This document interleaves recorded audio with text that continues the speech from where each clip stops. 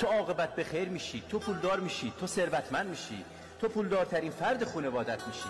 فقط کافیه این ذکری که بهت میگم رو 3 شب، فقط 3 شب همراهت داشته باش، یا حفظش کن یا تو گوشیت ذخیرش کن یا یه جا بنویس. 3 شب همراهت داشته باش و حتما هم بفرست برای همه اعضای خانوادت و همه عزیزانت تا اونا هم این ذکر رو همراهشون داشته باشن، تا به اذن خداوند و به خواست خداوند عاقبت به خیر، ثروتمند و پولدار بشی.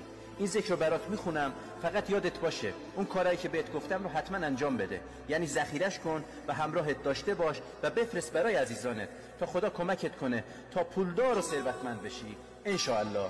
اللهم اجعل عواقب امورنا خیرا و اللهم اعطنی کثیرا من الثروة. پروردگارا مرا در خانه ای پر از خیر و برکت ساکن کن. خواندن این آیه قرآن مستاجر را خانه‌دار می کند و سلام خداوند